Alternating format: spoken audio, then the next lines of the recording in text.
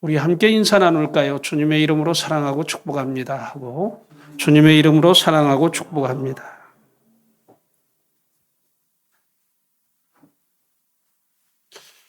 오늘은 2021년 사랑이 넘치는 교회 추수감사절입니다. 추수감사절의 성경적 기원은 출애굽기 23장 16절의 말씀과 출애굽기 34장 22절의 말씀이 근거가 됩니다. 거기 하나님께서 이스라엘 백성들에게 이렇게 말씀하십니다. 먼저 출애굽기 23장 16절 말씀을 우리 같이 함께 읽어볼까요? 시작. 맥추절을 지키라. 이는 내가 수고하여 밭에 뿌린 것의 첫 열매를 거둠이니라. 수장절을 지키라. 이는 내가 수고하여 이룬 것을 연말에 밭에서부터 거두어 저장함이니라. 다음으로 출애굽기 34장 22절 말씀을 같이 함께 읽어보도록 하겠습니다. 시작. 칠칠절 곧 맥추의 초실절을 지키고 세말에는 수장절을 지키라. 추수감사절의 유래는 이 두 절의 말씀에서 비롯되었습니다. 추수감사절은 성경의 기록상 수장절 또는 초막절로 불리웁니다. 초막절은 과거 이스라엘 백성들이 출애굽하여 가나안 땅에 들어가기까지 광야에서 40년 동안 장막 생활을 하게 되죠. 그 광야 40년 장막 생활을 통해서 하나님의 놀라운 은혜를 그들이 체험하게 됩니다. 하나님은 그들에게 생명의 양식인 만나를 하늘에서 내려주심으로 그들이 광야 생활 가운데서 생명을 유지할 수 있었던 것이죠. 이것을 기념하여 한 해 동안의 모든 토지의 소산들을 거두어서 저장한 후에 추수하게 하신 하나님께 감사드리는 축제가 바로 이 초막절 혹은 수장절 축제입니다. 우리는 지난 1년 동안 과거 이스라엘 백성들처럼 험난한 광야 생활을 경험하며 살아왔습니다. 역사상 단 한 번도 경험해 보지 않았던 코로나19 팬데믹 상황을 겪으면서 몸과 마음이 지친 참으로 힘든 삶을 살아왔던 것이죠. 수많은 사람들이 코로나19에 감염되어 목숨을 잃는 참극이 지구촌 곳곳에서 벌어지고 경제가 마비되어지고 하나님을 향한 예배마저도 제약을 받는 초유의 상황이 지속되었습니다. 그럼에도 불구하고 하나님께서 우리를 안전하게 보호하시고 지켜주시는 은혜가 참으로 놀랍고 감사할 뿐입니다. 그래서 오늘 아침 우리가 주의 이름으로 모여 이렇게 하나님을 향해 감사의 예배를 드릴 수 있음에 감사와 영광을 하나님께 올려드립니다. 오늘 본문 말씀은 아삽의 찬송시의 한 부분입니다. 아삽은 이 찬송시를 통해 우리가 하나님께 감사로 예배를 드려야 할 이유를 분명히 말씀하고 있습니다. 왜 우리가 하나님을 향해 감사로 예배를 드려야 할까요? 첫째로 베푸신 하나님의 은혜를 기억하게 하기 위함입니다. 추수감사절 혹은 수장절은 주의 백성이 1년에 한 번씩 특별한 의미를 가지고 하나님을 향해 예배드리는 축제입니다. 왜 하나님은 이 절기를 지키라고 하시는 걸까요? 그것은 다른 뜻이 아닙니다. 하나님이 우리 인생에게 베푸신 그 은혜를 잊지 말고 기억하고 감사드리라며 살라는 그런 의미이죠. 여러분들은 전부 다 1년에 한 번씩 아마 특별한 날을 겪을 것입니다. 그 특별한 날이 뭐예요? 생일이죠. 생일을 기억하고 그날마다 생일에 대한 어떤 이 축제를 벌이지 않습니까? 만일 생일을 기억하지 못한다고 하면 그 사람은 수십 년이 흘러도 자기가 언제 태어난 날인지 모르고 살 것입니다. 우리가 하나님을 향해서 감사드리는 이 감사의 예배, 1년에 한 번씩 드리는 이 예배의 의미가 그런 데 있다는 것이 하나님이 우리에게 베푸신 은혜를 우리의 마음속에 깊이 기억하고 감사하는 마음을 하나님께 드리기 위해서 우리가 추수감사절을 지키는 것이죠. 하나님이 우리에게 베푸신 은혜가 무엇입니까? 하나님께서 만물을 창조하여 우리에게 값없이 주셨습니다. 우리의 생명도 하나님이 주셨고 삶에 필요한 모든 것을 은혜로 주신 하나님이십니다. 어디 그뿐입니까? 우리를 영원히 멸망받을 죄에서 구속하시기 위해 하나밖에 없는 아들 예수님을 우리의 대속물로 주신 하나님이십니다. 또 우리를 험한 세상에 고아와 같이 버려두지 아니하시고 보혜사 성령 하나님의 보호와 인도하심 속에 살아가게 하신 은혜의 하나님이시죠. 하나님이 우리에게 베푸신 의 은혜를 우리는 삶 가운데 영원히 잊지 아니하고 기억하며 감사함으로 살아가야 합니다. 그래서 하나님은 우리에게 1년에 한 번씩 수장절 곧 추수감사 주일로 예배할 것을 명령하는 것이죠. 우리 교회가 매년 11월 첫 번째 주일을 추수감사절 예배로 정하고 이를 지키는 이유도 여기 있습니다. 하나님께서 우리에게 베푸신 한량없는 은혜를 영원히 잊지 않고 기억하며 감사로 하나님을 기쁘시게 해드리기 위함이 바로 목적이 있습니다. 하지만 생각해 보건대 참 간사한 것이 사람의 마음입니다. 이사야 선지자 시대에 이스라엘 백성이 구속의 하나님 여호와를 버리고 패역의 길로 행합니다. 이를 이사야 선지자는 이사야 1장 3절부터 4절 말씀을 통해서 이렇게 책망합니다. 우리 같이 한번 읽어볼까요? 시작. 소는 그 임자를 알고 나귀는 그 주인의 구유를 알건만은 이스라엘은 알지 못하고 나의 백성은 깨달지 못하는도다 하셨도다. 슬프다 범죄한 나라요 허물어진 백성이요 행악의 종자요 행위가 부패한 자식이로다. 그들이 여호와를 버리며 이스라엘의 거룩하신 일을 만홀히 여겨 멀리하고 물러갔도다. 왜 이스라엘 백성들이 하나님을 잊어버리고 행악의 종자로 하나님을 멀리하게 된 것일까요? 그 원인은 하나님을 향한 그들의 섬김이 형식적이며 외식을 일삼고 패역을 도모하기 때문이었습니다. 입으로는 하나님을 사랑한다 말하지만 그들의 행위는 진리 곧 하나님의 뜻을 거슬려 행하고 악을 범하는 것이죠. 우리는 이 외식적인 삶을 경계해야 합니다. 우리가 신앙생활을 지속적으로 하다 보면 자칫하면 이 외식에 빠질 수 있다라고 하는 사실이 매주 혹은 매년마다 하나님을 향해 예배드림을 매 시간 마음을 새롭게 하여 성령과 진리로 우리는 예배드려야 합니다. 자칫 우리의 예배의 모습이 하나님을 향한 감사와 감격이 사라져버린 형식적이고 외식적인 모습으로 전락할 수 있음을 우리는 경계해야 합니다. 하나님을 향한 예배의 실패는 삶의 실패이며 행악의 길로 행하는 그런 지름길인 것이죠. 오늘 본문 22절은 그것을 우리에게 분명히 말씀해 줍니다. 22절을 우리 같이 함께 읽어보도록 하겠습니다. 시작. 하나님을 잊어버린 너희여 이제 이를 생각하라. 그렇지 아니하면 내가 너희를 찢으리니 건질 자가 없으리라. 혹시 우리의 삶 가운데 하나님을 잊어버리고 하나님을 향한 감사와 감격이 사라져버렸다면 이를 깊이 생각하고 회개해야 합니다. 만일 그렇지 아니하면 하나님이 우리를 찢으실 것인데 건질 자가 없다고 그렇게 말씀합니다. 하나님께서 우리에게 베푸신 그 모든 은혜에 대해 감사와 감격을 회복하라는 그런 말씀이 본문 22절의 말씀이죠. 저는 간절히 바라고 소망합니다.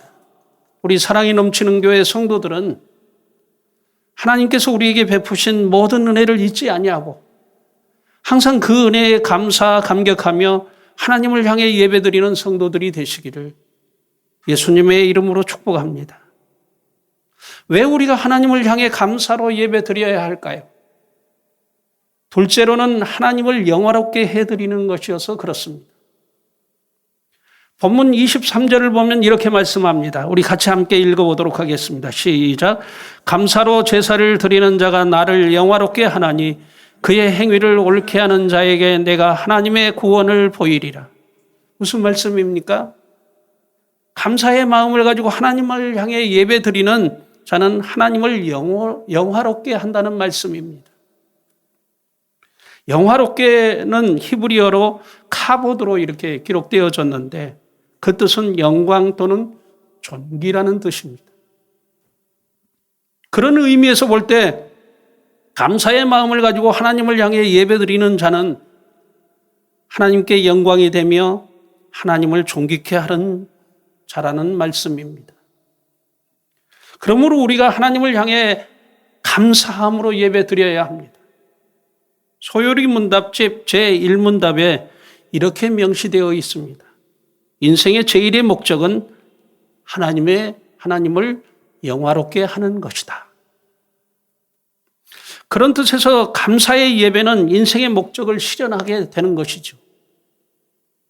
감사는 하나님께서 베푸신 은혜에 대한 고마움의 표시요, 하나님께서 행하신 모든 일에 대한 믿음의 고백인 것입니다.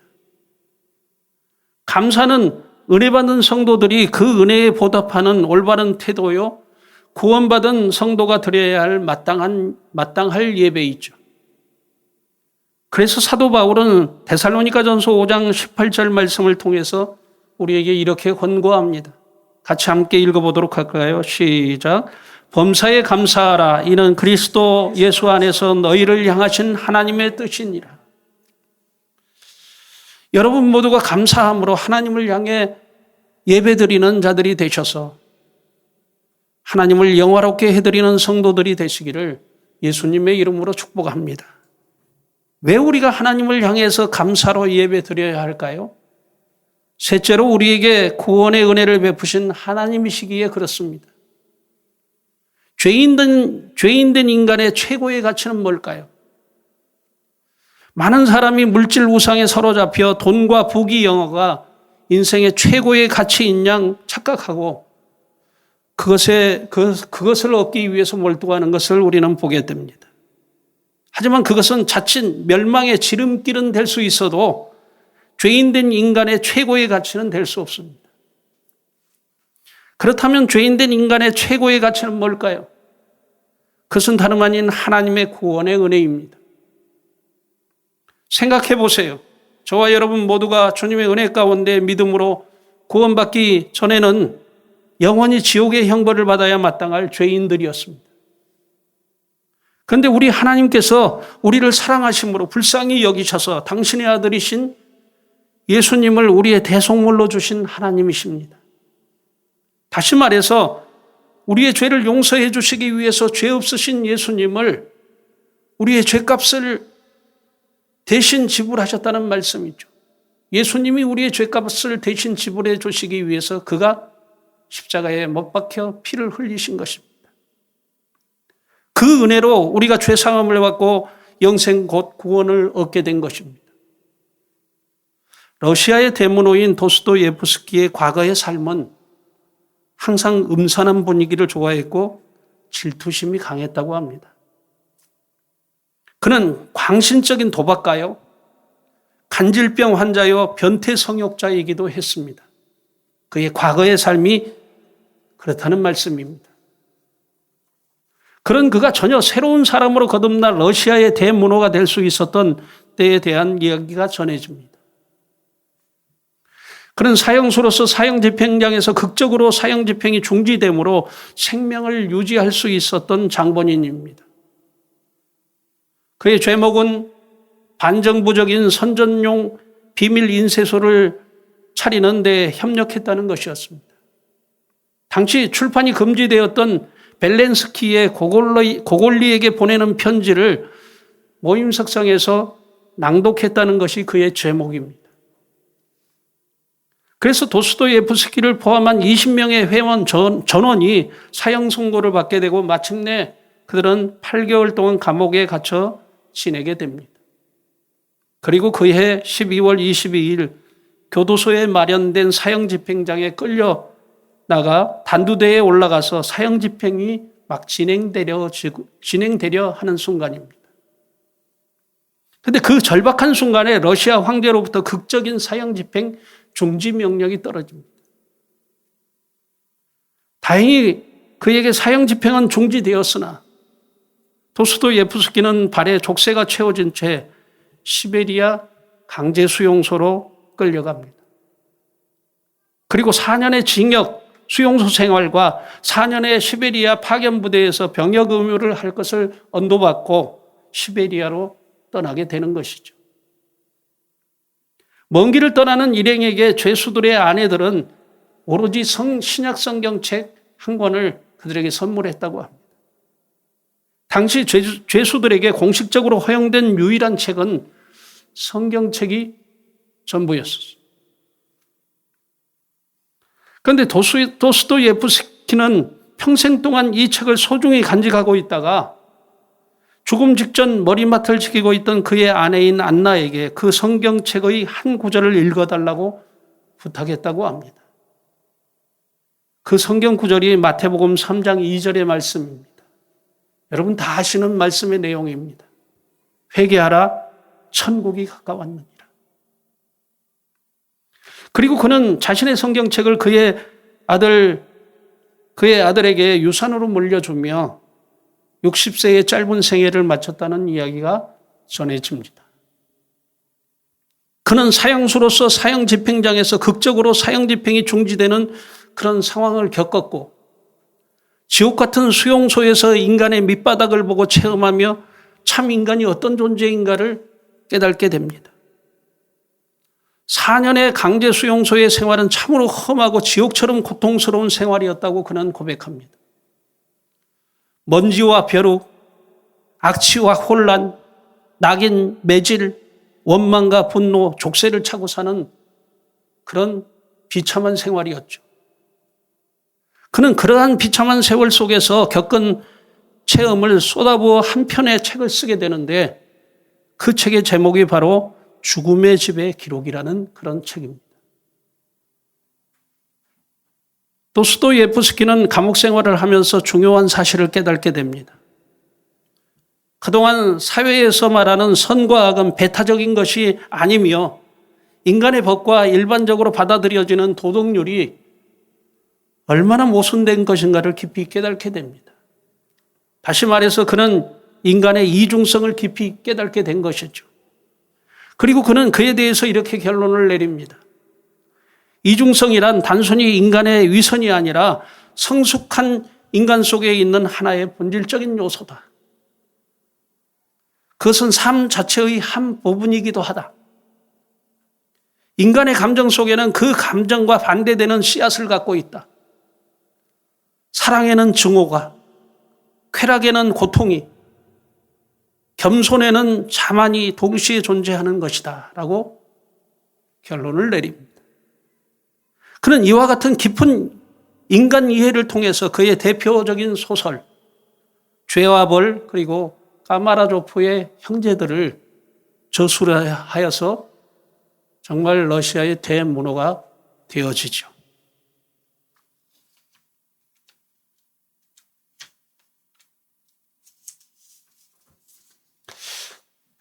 도스토예프스키가 러시아의 대문호로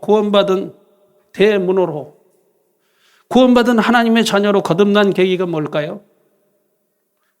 그가 임종 직전에 그의 아내인 안나에게 펼쳐주어 읽기를 부탁했던 마태복음 3장 2절의 말씀에서 우리는 그 원인을 찾을 수 있습니다. 그는 인간이 본질적으로 악한 존재로서 영원히 지옥의 형벌을 받아야 마땅할 존재라는 사실을 깨달은 것입니다. 그리고 죄인된 인간의 최고의 가치는 하나님의 구원의 은혜라는 사실을 깨달은 것이죠. 사랑하는 성도 여러분, 여러분의 인생의 삶의 최고의 가치는 무엇입니까? 아직까지 돈과 부귀 영화가 인생의 최고의 가치라고 착각하고 사십니까? 오늘 우리가 하나님을 향해 베푸신 구원의 은혜를 감사 감격하며 드리는 이 감사의 예배야말로 하나님을 영화롭게 하는 행위이며 영원히 지옥의 형벌을 받아야 마땅할 우리 인생의 최고의 가치의 결실인 것이죠. 저는 간절히 바라고 소망합니다. 여러분 모두가 죄인 중에 괴수이며 마땅히 지옥의 형벌을 받아야 마땅할 존재임을 깨닫고 주의 구원의 은혜를 인생 삶의 최고의 가치로 여기며 그 은혜를 잃어버리지 아니하고 항상 하나님을 향해 감사와 감격이 넘치는 그런 삶을 살아가시기를 예수님의 이름으로 축복합니다. 그리하면 하나님이 영광을 받으시고 하나님이 존귀함을 받으시는데 가만히 있겠습니까? 생사화복을 주관하시고 우리의 모든 행사를 이끄시는 하나님, 인도하시는 하나님께서 우리에게 큰 은혜와 축복을 내리시고 저와 여러분들을 영화로운 그러한 영광스러운 주의 백성 성도의 삶으로 살아가게 하실 것입니다. 기도하겠습니다.